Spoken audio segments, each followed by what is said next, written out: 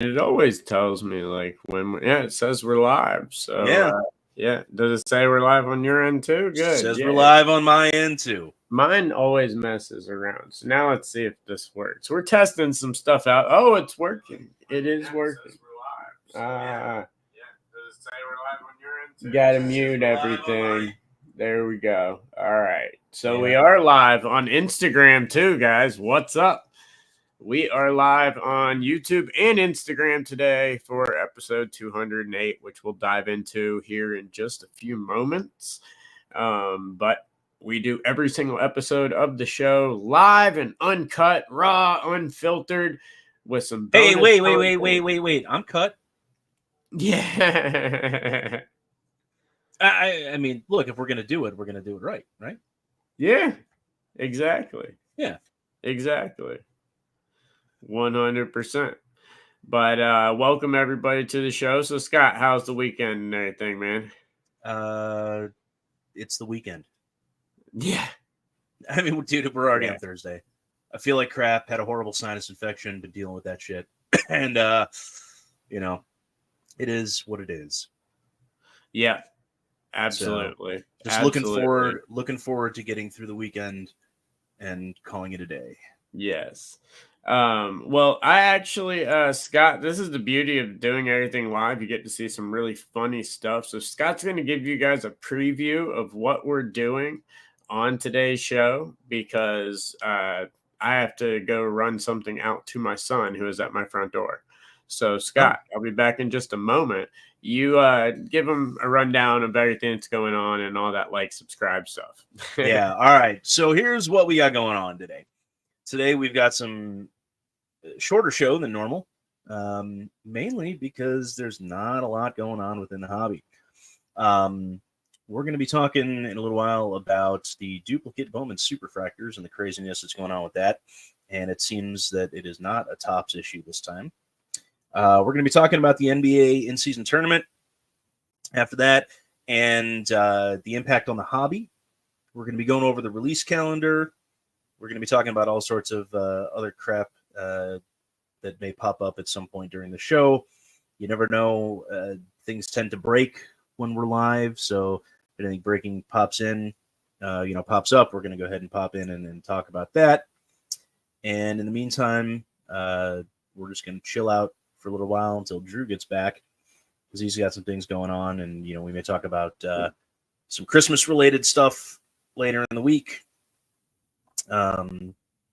Talk about our show that's going to be coming up next week where we're going to give a recap of our favorite topics and stuff like that throughout the year that we've had because the year is coming to a close. So stay tuned, chill out, and just kind of relax. And as soon as Drew gets back, we'll go ahead and kick into the podcast portion of this and get rolling. And I'm back. Yeah. So sorry about that, guys. But that's the magic of us recording this live and uncut. You never know what's going to happen. But yes, we're going to dive right into it. Like Scott said, if you have any questions, comments, leave them down there in the chat. We would love to talk with you guys and all of that stuff. So please come hang out with us. And now we are actually live on Instagram. We weren't live on Instagram before, so they missed all that. Interesting. But Instagram, just to let you guys know, leave your questions, comments, anything down below. We will get to it at the end of the show or during the break today. And of course, like, subscribe. We're also live over on YouTube. Well, Scott, you about ready to get this thing started, get it rolling? Yeah, getting started, get it rolling. I actually just got a bit of breaking news here that's not related in any way, shape, or form to the hobby. What's that? Former Chicago alderman who was like the most powerful alderman in the state of Illinois. It was crazy. Right. Found guilty on 13 of 14 counts of federal corruption. Good job. Yeah. So yeah, Ed Burke, way to go, man. Way to go. Right. Jesus. Yeah, we'll have to catch up on that. I'll have to catch up on that after we get done with the show. Yeah, I just wanted to pop up Instagram really quick. Now, is it episode 208 or 209? Did I not change the number? Is it 209? I don't know. Good question. I think it is. Damn good question. I'm pretty sure it is. So before we start, we're going to check that out. Hope everyone is having a wonderful day. We've got some really great topics for you today that we're going to dive into here in just a minute. What's up? I'm trying to check the delay on the Instagram feed here. Yeah, it's a couple. It doesn't seem like it's that long. So, guys, we are testing out Instagram today as well as YouTube. We are always live on YouTube. Please hit that like and subscribe button. It's a 10-second delay, it looks like, and it's probably because Instagram doesn't trust me. Okay, I did. So it is episode 209. It is 209. Okay. All right, perfect. All right, so you ready to kick into gear? Let's get rolling. All right. What's up, everybody, and welcome to episode 209 of Let Me Get That Potograph. My name, of course, is Drew, or the DH, and joining me, my awesome co-host, Mr. Scott Rappaport. What up, dude? What's up, dude? The number of the day is not 209. The number of the day is 20,001. And if you know, you know. You know. Yeah. Yeah. You need to go to the doctor. No, probably for many things, but yeah, that being one of them. But welcome everybody to the show. Being a holiday show, we've got a big end of the year kind of big show coming up. So today's show is going to be a little abbreviated, but we've got some really awesome stuff for you guys. Of course, if you're listening to this on the podcast and you'd like to check it out live and you'd like to talk to us during the show and check out the bonus content, you can always do that over on our YouTube. Just simply search Let Me Get That Potograph. It's a very, very uncommon term. It's easy to find. And subscribe, hit that button, and you can check out all that live. Wait. It's over here. It's over here. Like and subscribe, I believe. Yeah, right. Yeah, somewhere. Yeah, over there, right where it is. But thank you guys so much for tuning in. But Scott, let's dive into it because another Bowman release. And how could we not have a Bowman release without another duplicate superfractor? 2023, right. The year of the duplicate super. Well, hold on. I know it's completely different than the others. Completely different. All right. So let's set there's still a second one out there, is my point. Let's set the table on this one. All right. So guy on eBay, yes, posts for sale 23 of the 200 superfractors, something like that. 23 of the 200 superfractors, and then another major superfractor from one of the previous sets. Right. All right. Now, here's the deal.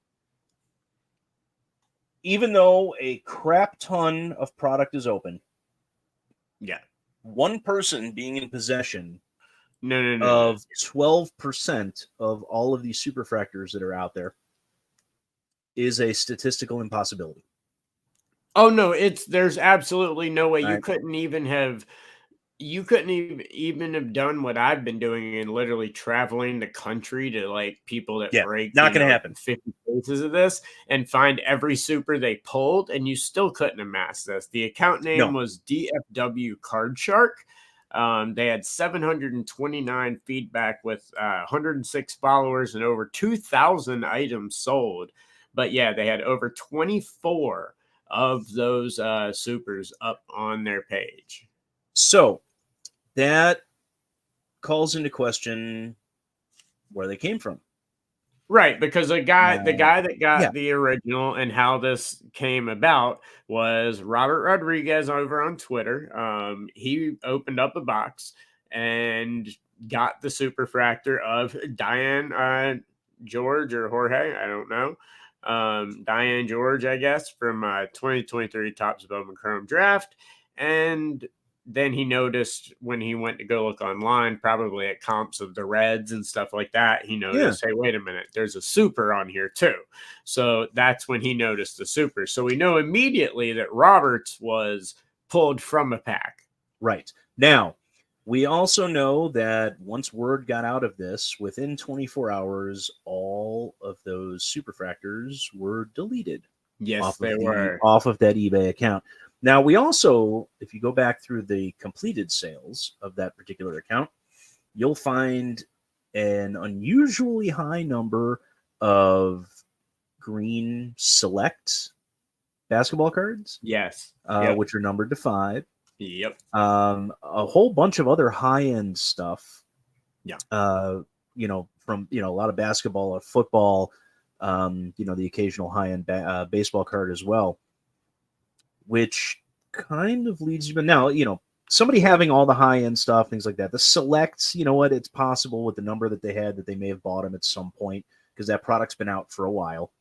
Yep. Well, there's also been, and this was kind of swept under the rug, but multiple people that worked at Topps, I don't know if they still do now, but have told me in the past that a lot of Warner and J-Rod redemptions were actually stolen from the factory before they were packed out in a lot of products. And if you look at the certain products that they talked about, there are a surprisingly low number of redemptions in those products of those players. And so there's a lot of stuff going on. You even go back to the Italian plant with the Pad Parisias from F1. Remember, there was that that's all the way over in Italy. They had someone that basically had the entire run. Forget the issue that we're still trying to get them to talk about, which, when all those other cards got stolen, that's a completely different issue. This is another scam going on in the production aspect of cards. Like, we don't even have to get to opening the packs right now, and we can literally point to 2 or 3 different scams. You've got the big one going on with the reps. You've got obviously someone here at the plant or somewhere like that stealing stuff, as this address we do know traces back to Texas. We will actually know the exact address and hopefully a name here soon, as we know someone that made a purchase from this person in the past. We're just waiting to get that information. Yeah. And by the way, Texas, not that far from the printing plant. No, his address was actually about a 5-minute drive. Well, where they geolocated and were able to figure out was about a 5-minute drive from Cartamundi's main press, which is the exact press that Topps bought. And so, in my eyes, this is obviously an employee at that plant that has figured out a way to get this stuff out, knows the value of it, knows the right ones to take, because he's not taking the autos where you've got to then forge an auto and do all that. Those select out of 5s and things like that he sold. You notice it's not a lot of autograph stuff. It's a lot of high-end, non-autoed stuff. So it's obviously someone that has gotten into that plant and figured out, or has somebody on the inside. One of the 10 different issues that there is in the production of these cards that Topps needs to fix, and Panini too as well, because we see it all the time now, and we see it way too much. And I have a feeling that this goes a lot farther than we think with just this. I think he just got if you got so arrogant to put 24 of those superfractors out at once, that's not arrogance, that's stupidity. I mean, you have to have done this a lot. You don't do that on the first time. You do that after you've done it so many times, you think there's no freaking way I'm getting caught. Well, unless you do. Well, that's the thing, though. Unless it is the first time that they've done it, and they're just fucking retarded. And that could be, because again, you don't at the same time, you don't release into the wild 12% of the superfractors out of a product a week after the product is released. I know.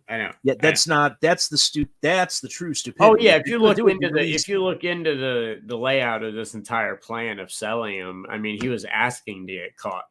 He was literally asking to get caught. But if you look at his sales history, like I said, you see that he has figured out a massive flaw in the production system. We already know there's a massive flaw in how they handle in-person autograph signings and things like that.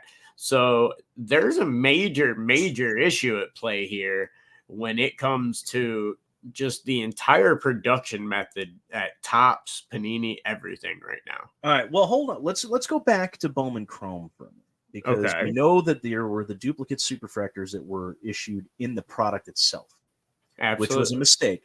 Now, you would think that when draft got ready to be released, that Topps would account for the duplicates that they put aside for damage replacement, and they would say, "Hey, we need to make sure that we have them all before we release the product." And I would say that they probably did that.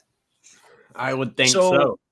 If that happened, well, then you're talking about a higher level employee. Well, what you're talking about at that point, or just a press operator, that decides to say, "Hey, I can print off a third copy of each of these. They're never going to notice, and I'll sneak them to a friend of mine, or hey, I'll do them myself, and we can sell them and make money." Now, the problem with that is there's no way to tell the difference between that copy and the real copy. That's where we're at. We've seen a lot of fakes up on the market, lately, the Wemby fakes that are out there and all that stuff. But with those, it's plain as day. They're just cardboard pieces of crap. The foil's different, everything. These are literal identical examples with these will pass. These will pass any authentication that you throw at it. That's the problem. Topps, Fanatics, whatever you want to call them, they need to quickly get these off the street. Yes. Now, because it is going to destroy. Topps did issue a statement. Kudos to them for at least not waiting a week before they announced that they were at least looking into it. So they are looking into it, they say, right now to figure out what is going on. But obviously, they don't have answers yet, and this is probably going to take some time to figure out. Unless, actually, it might not, because I'm assuming they can get the address of that account pretty quickly. Well, they need to get law enforcement involved in this one, because this is something that has the ability to derail an entire product. Yes, and it's not Topps's fault. No, this is one that's not on Topps at all. No. At all. And that becomes the problem, but not this one. Yeah. Now the other thing is, so we know that person listed 24. Yeah. Or 23, whatever number was up there. Yeah. What we don't know is how many more of them are there. Right. Because there's a lot more than 24 cards on a sheet. Yep. So if they're printing off an entire, a sheet of cards. Oh, then there's at least probably 80. At least 80 to 100, if not 120. I know I've seen uncut sheets up to 120. Well, if I remember correctly, like the 86 Fleer uncut sheets, didn't they fit the entire 132 card set? I think so. Think so. And those are about the same size. Now they may have changed the sheets and things like that. Yeah. Well, the card stock, everything, the printing and all that is completely different. But like you said, you would hope, and I pray, that Topps was really paying attention with the superfractors on these after the screw-ups before. I'm sure they didn't want to have to pay out almost another couple $1 million by a bunch of duplicate soup. So I'm sure they were looking out at this product, especially with the Brady's and everything like that. I think a lot of eyes were on the pack out part of this process, which is where the scary part comes in, because that means you've literally got people that are just making these cards out there. And if they're making one, they're not making just Diane Jorge or whatever his name is, Diane George. They're making a lot. And there's 200 prospects in the set. Yeah. Which is, by the way, double the amount of prospects that were in Bowman Chrome. Yeah. And we know that 92 of the superfractors had at least one duplicate, if not two. Exactly. At least one that had two. Yeah. In this case, we don't know how many were printed, how many extras were printed and snuck out of the factory. We don't know. I mean, it's very possible that they printed 3 or 4 superfractors for each. So now, when I say they, I don't mean Topps. I mean the rogue person at the factory. All right, so I got a question for you on all this. So with all this going on now in 2023, which is a strong year for Bowman, there's a lot of good stuff, a lot of good first Bowmans, a lot of good second Bowmans, a lot of good rookies. This is a strong year of prospects. What do you think this does to the superfractor market? Like, can I? Well, if they get them off the street, I don't think it hurt. I don't think it does anything to the superfractor market. Well, Topps did a good job of that with the bounty program. They got most of those off, if not all. Well, that was a different story because they had to buy them off.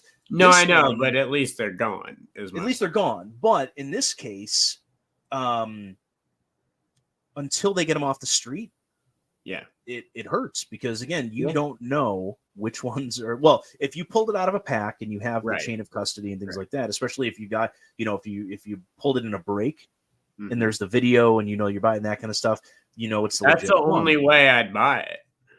Yeah, but for the most of the products not opened on video.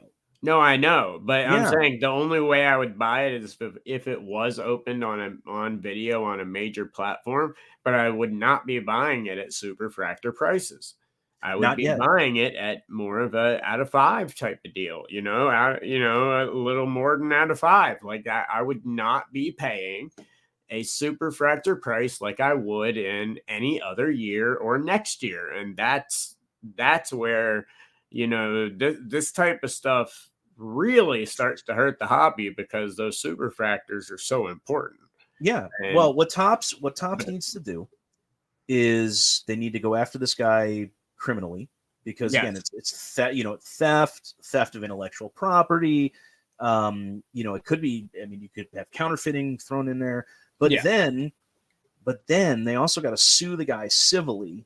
Yes, because what he did damaged the company, not only their reputation, but it also damaged the financial viability of an entire product. Mm-hmm. So, and if they are successful in doing so, they need to, I got a feeling that'll, I don't want to say stop it completely because there's always going to be idiots out there that are stuff like this, but it will have a significant impact on the people that are out there faking cards because the precedent is now there. That,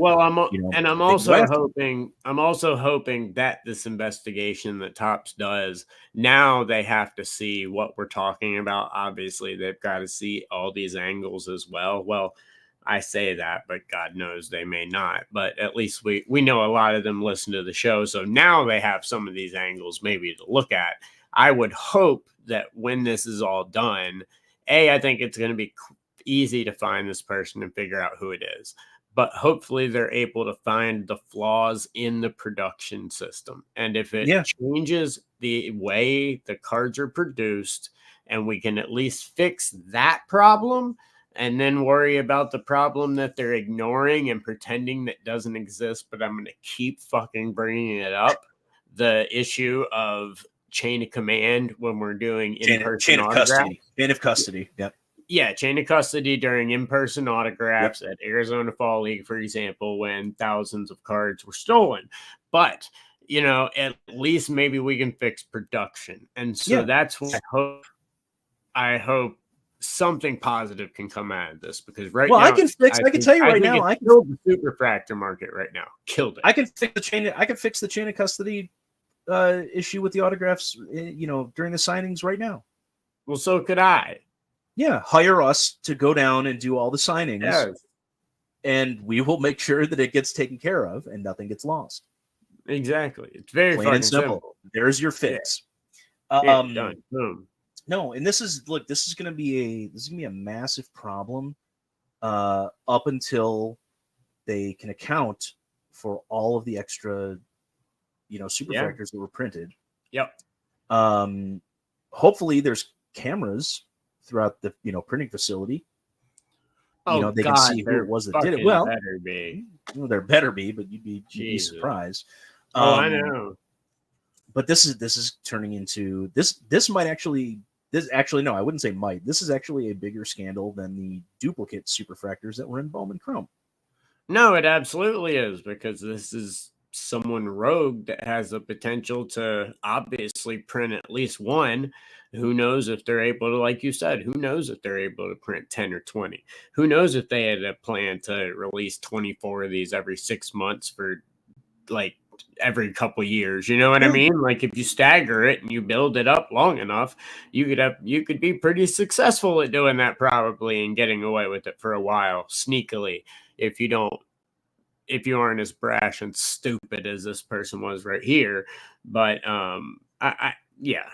this whole thing is a mess, and I do agree. I think it's a bigger scandal than the other part because that simply, like we said, that's just a mistake that is a little easy bit of a fix. You just figure it out and get them off the market, and then pay attention like they did this time. I would hope. And we haven't seen any dupes at all outside of this one and those 24 from this one person. So they did a good job with the release on this one because we would have seen it by now. Unless the somebody who has an additional stack of duplicates follows all of this and realizes, oh crap, I should just I need to lay low for a couple of years with these. Very true. And, if you're a listener, fuck up. Yeah, exactly. But at the same time, people are going to lose their jobs over this. People are going to get sued over this. Yeah. And people need to lose their jobs, and people need to get sued over this. Shit needs to happen. This crap needs to stop. It should not be that hard. But like I said, this goes beyond just that Cardamundi one.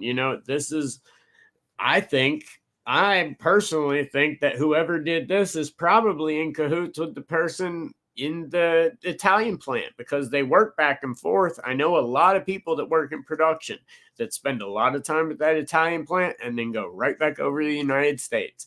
And we had those Paprasia F1, all those 101s that were taken, the non-autos. I have no doubt that flaw in that production model was probably used to figure out how to do this as well. Or it could have been the same person. Exactly. It very easily could have. If somebody's moving back and forth between Texas and Italy in the two plants, it's possible that because it's literally it's essentially the exact same thing. I mean, it really from that F1 scandal that nothing ever came of because people like to just ignore stuff instead of bring attention to it. But that's what we're here for. Yeah. That's what we do. And by the way, welcome everybody over on Instagram. We're live on Instagram today. They finally started. As soon as I asked StreamYard when they would stream on Instagram, 2 days later they announced it. I'm like, maybe that's all I had to do was ask. But we are live on Instagram today. What's up, guys? Just to let you know, we will not be live every week on Instagram, but we are on YouTube. Whenever we record the show, we always do it live. Leave your questions, comments, anything you'd like to talk about or hear us discuss. And we'll either get to it at the break or we will get to it at the end of the show. We are not ignoring you if we see it unless we just don't like you. But and also please hit that like and subscribe and all that stuff that every content creator tells you all the time. But welcome Instagram into the live show, episode 209. But yeah, dude, this Bowman stuff is it's a mess. This is absolutely a mess.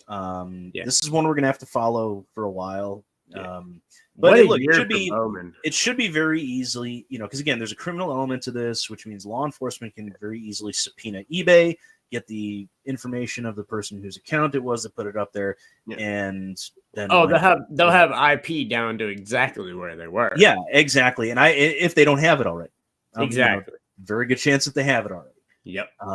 So it's not like they don't work together quite a bit anyway.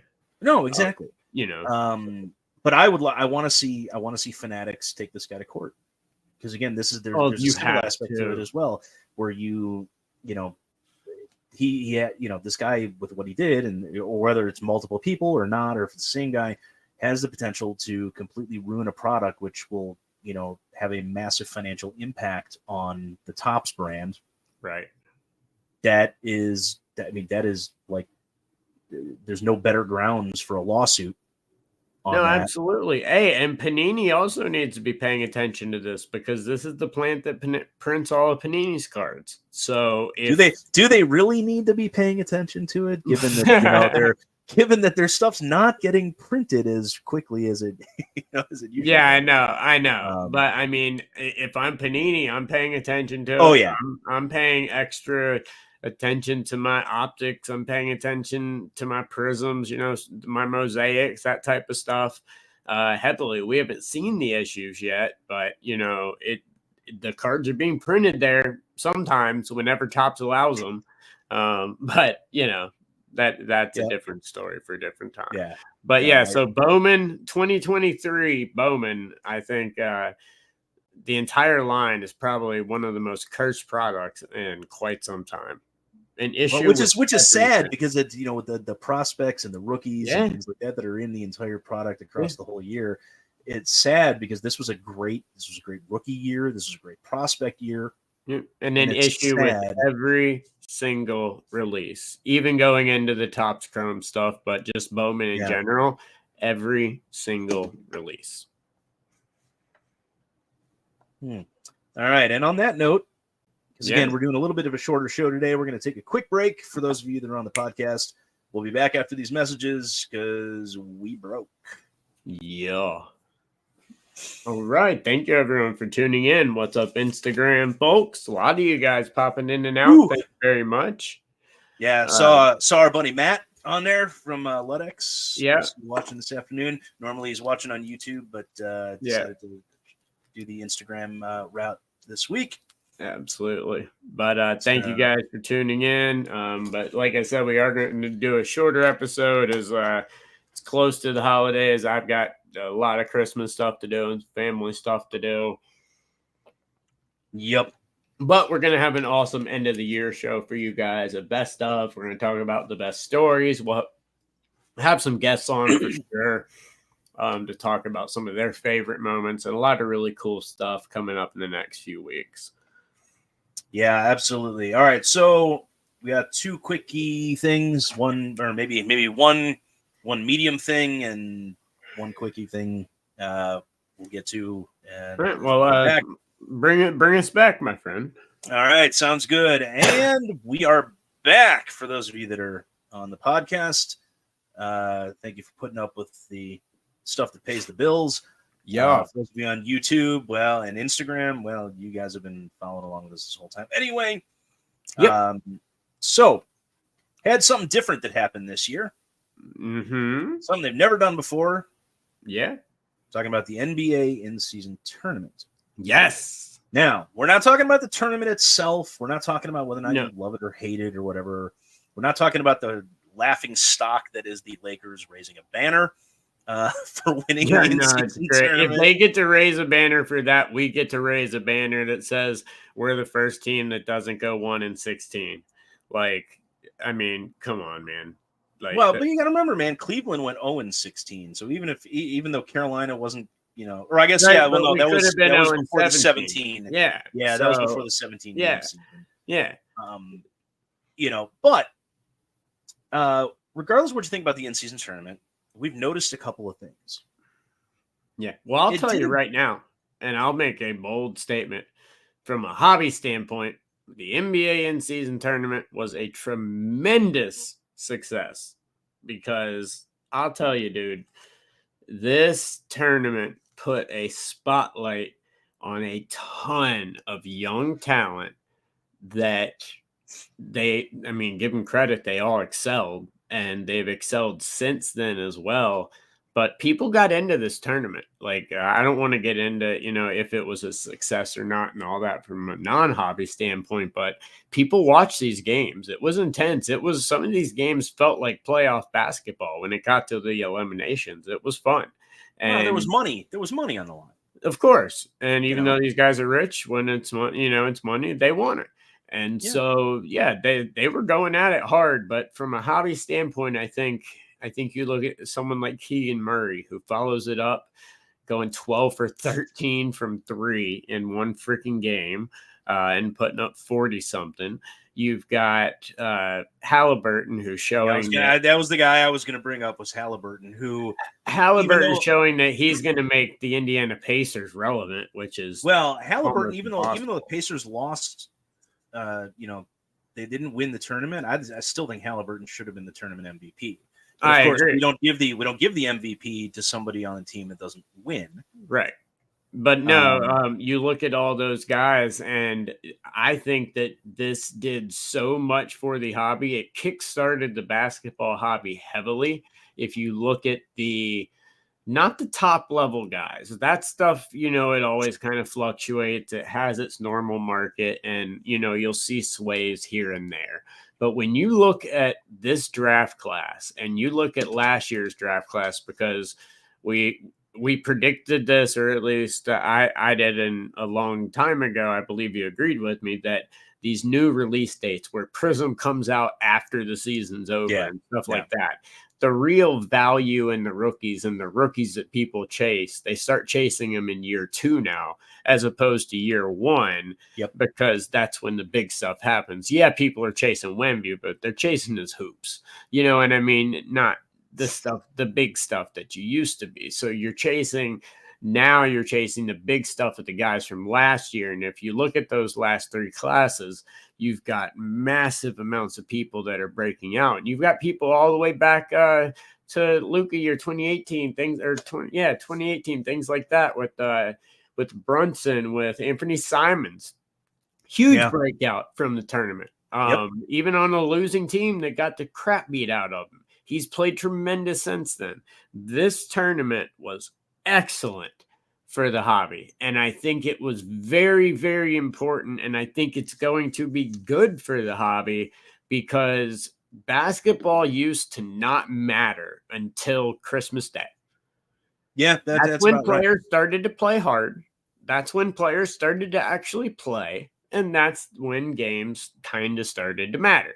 Lakers showed you last year that they could literally not play at all year long, just hang around under 500, make it into the playing game, and then actually start to play basketball. Look what they did. I mean, yes, they didn't win at all, but they, you know what I mean? It never mattered. But now, and then of course they come off after the tournament, and look what happened to them against the Bulls. Right, but now you're getting an in-season tournament, like you said, with money involved, where these players actually care, where these games, now granted, give the presentation team a good job. They made this stuff feel important. These games felt much more different than regular season games, and great job from the production team and everything on doing that. But I think it's a great way to showcase the talent that needs to be showcased. The Chets, the Keegans, all the Halliburtons, the Maxis, all these guys that are right there on the cusp, but aren't the Jalen Greens, the Paulo, even though he's hurt. People like that are just, they're getting recognition, but not what they deserve yet. I think this tournament put more eyes on them than I've seen in a long time. And I think it is going to be vital in keeping the NBA hobby strong through the entire season. All right. Well, speaking of the hobby, yes, this is what I'm really curious about. And the one thing I didn't notice, did the jerseys that the players wore have an in-season tournament patch on them? Good question. I'll tell you in 1 second. Because you can do a whole bunch of stuff, as far as a subset or, whatever that, Panini wants to do if you've got those patches. But you can also do stuff with the images, because remember, they used a different floor on the court for each of the in-season tournament games. Instead of the typical like parquet wood floor, they were on a solid color, floor that each team had. Specifically for the in-season tournament games. They all wore the city edition. They wore the city edition jerseys. So I'm going to assume... but they wear the city edition jerseys in other games throughout the season. They're not right, but there's nothing that I can see that shows an in-season jersey with a patch on it. So it looks like to me, even for the finals. Let's see. Well, here's no, because that would be cool to have. You get a patch card with the in-season tournament patch, and if it's game used, you've got a very limited. Right, you've got something that's somewhat of a collector's item. Yeah, I don't see one, but there's a possibility there will be. If there is, we'll update it on socials. But I mean, if it's safe to say those C's, they may, if you get Game U City stuff, maybe it is from Yeah. those in-season tournaments as well. But it looks like that's what they wore through most of them. Well, you know what But they no, need. You know what they need to do. Here's what they need to do with the jerseys. what's They that? need to do what they do in soccer. Yeah, Is I know for where you're going. special event games and tournament games, they actually stitch, like right in the middle of the chest.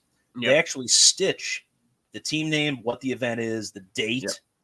yep. Like they need to do that, I agree. including like the NBA Finals. Uh-huh. You have potentially 7 jersey. You have 7 different jerseys, Yep. and each one, game 1, game 2, Yeah. and it makes it unique, especially with a lot of the teams that Well, auction if off you their jerseys for charity. you People want to collect bring your them. patches, you want to bring your relics and your swatches back to relevancy and not worth less Yeah. than some base card parallels, that's how you do it. I mean, Yep. that's how you do it again. Now you've noticed that I have noticed they kind of put some relics in some products that they left out last year, which might be dumping quantity when, and at least when it comes to football. But if you want people to care about those relics again, the non-auto relics, the all that stuff, if you want them to matter again and truly mean something, that's how you do it. You personalize it, you make it awesome. I mean, you Yeah. put that, Topps has a great thing they're starting to do in Major League Baseball with the Yeah. The sticker. debut patches. Yeah. And the sticker and the little, hologram sticker that, we've laughed at some uses of it before. But there, Yeah. I but it's not like you don't Todd, they still in museum collection, they still put that damn hologram sticker, the I MLB know, authentic hologram sticker on like a napkin and a napkin piece. I know. Yeah, no, you don't need that. No. Put it on No, the but big I'm just saying patches. they're on Nice the looking. right path of at least identifying the games. It's just that there's really cool ways that they could do it, and they already have the ideas in place. It's just a matter of, I think, time and how much it costs to make. But if, like I said, if you want those relics to matter, you got to change. You got to do something because they don't. But Yeah. we'll see what happens. Well, I'm curious to see what's going to happen with the NHL stuff because Fanatics is going to start making the jerseys. Yeah, no, that could be fun. That could. Well, be fun. typically what happens in the NHL is you only have 3 jerseys of each color to use throughout the season. And with Fanatics now manufacturing the jerseys in addition to I guess they're not doing the NHL cards though. Yeah.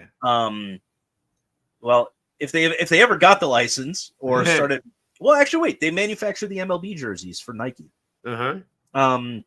So I'm curious to see like if they've increased the quantity of jerseys that are being used throughout the season in order to give them more access to things like game use patches and and stuff like that, since they're controlling both the cards and the jerseys. Sure, absolutely. So I'd like to find out if that's the case. We'll see. So, all right. And speaking of we'll see. Yeah.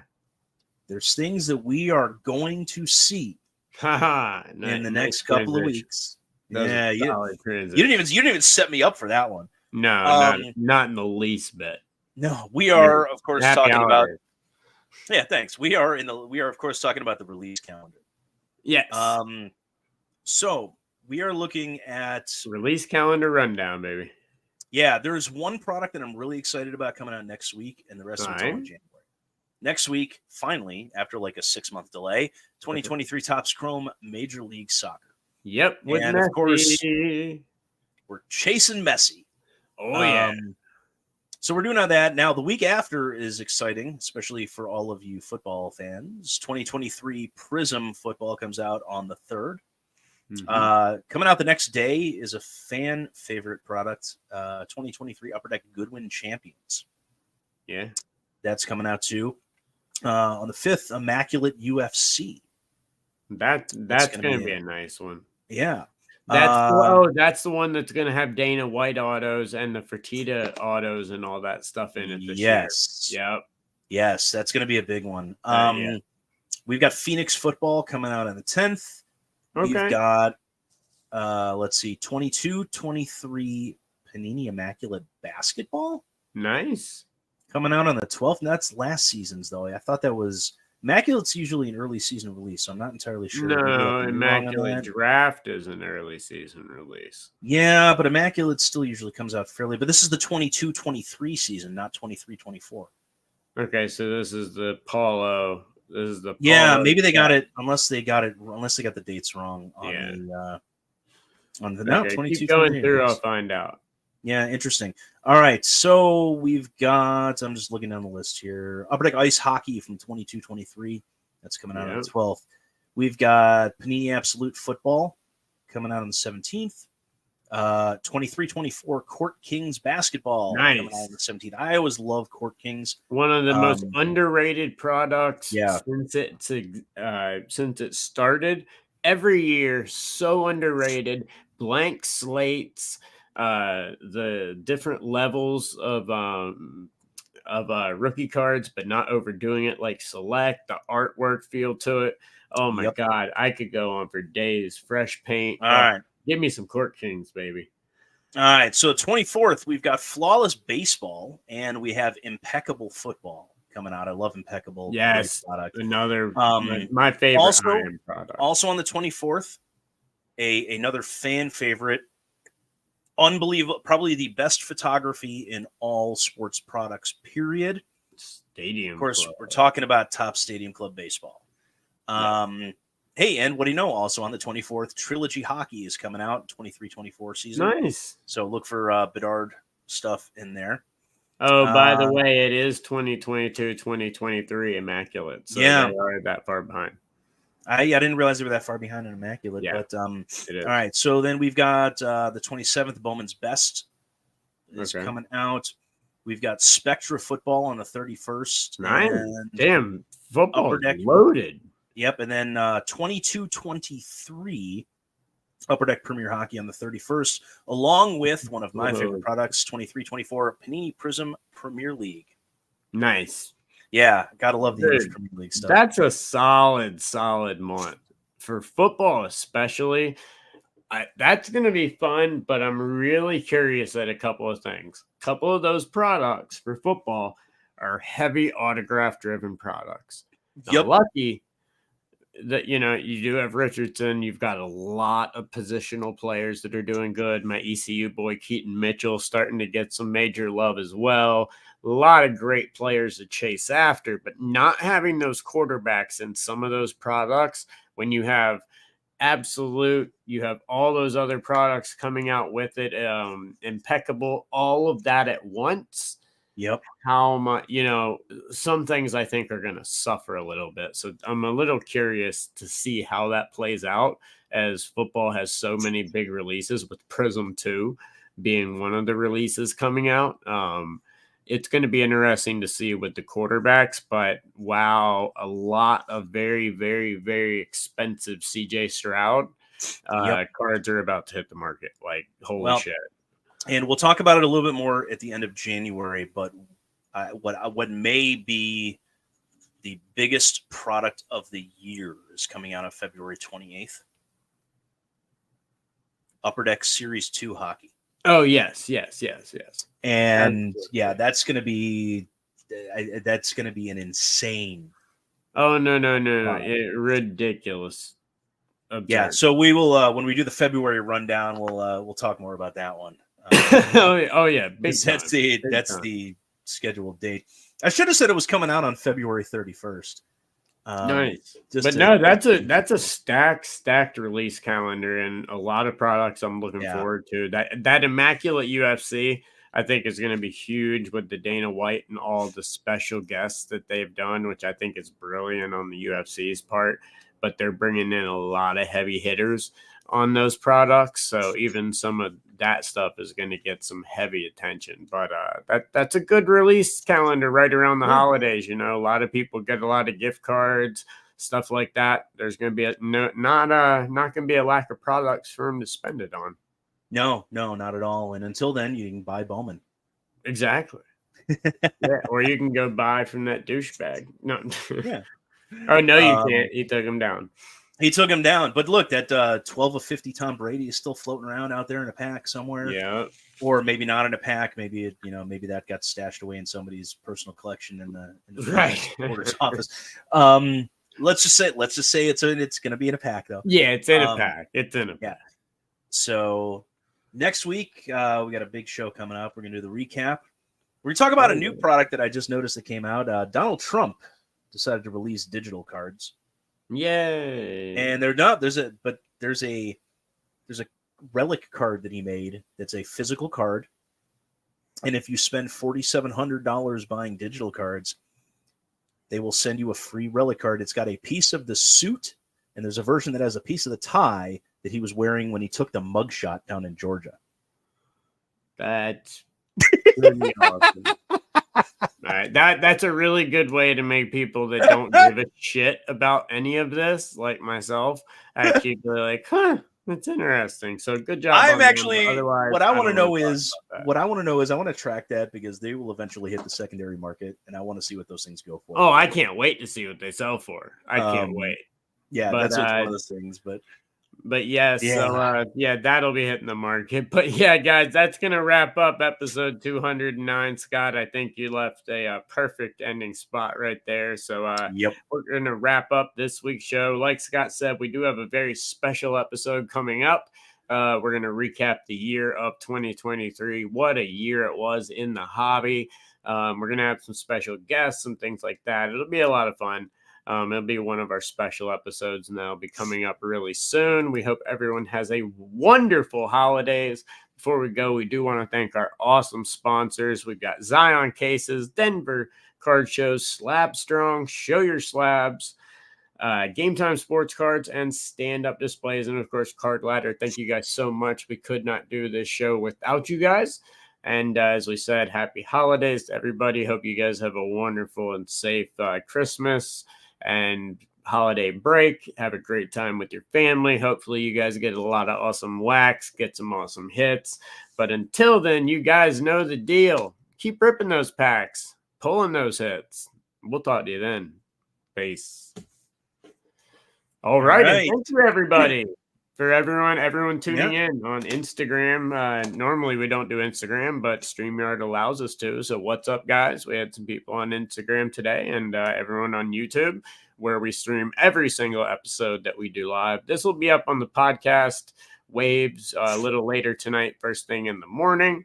But thank you guys for tuning in today. Yeah, absolutely. It's a lot of fun. If there's any questions, comments, anything that you guys have, always feel free to leave them in there, and we'll answer them on the break or at the end of the show, where sometimes we'll have bonus segments. Sometimes we'll go on for 20, 30 minutes. Can't do that today due to time constraints, but normally, we'll have bonus segments, things like that, but we will answer any questions about the hobby, anything that you guys may have, things like that. Of course, if you're by the way, I'm also on Hobby Hotline this week with John Newman and Brody, the kid who's not a kid anymore. I know. It's crazy. But the three of us are on Hobby Hotline this Saturday, so check that out at 11 on Bench Clear Media. But yeah, good show, dude. Yeah, absolutely. A lot of fun. Glad to be on Instagram as well as YouTube. Yep. That was an interesting experiment, but it worked. I'm going to see how it goes once I'm done, but it seemed to work pretty good. Now, we're only going to leave it up for a couple days. It's not going to stay there, guys. So if you want to be able to check the live episodes out and things like that, the best thing to do is to go over to the YouTube page. It's very, very simple. Just type in LEMME, honestly, and type enter, and if you're subscribed to any card page, it's probably going to pop up. But type in Lemmy or Potograph or any of that, find our YouTube page. That's where you'll find all the past episodes since we started doing this, all of our special episodes, special footage that we don't release anywhere else on any other socials, lots of different stuff on that YouTube. So make sure to check that out as well. Absolutely. All right. I got to go deal with the dogs. So I got to go deal with my boy. Merry Christmas. Have a happy holiday. Don't hurt yourself taking the lights off the roof. Right. I won't. Hopefully you guys don't either. You guys have a great one. We'll talk to you then. Peace. Now the awkward moment where I wait.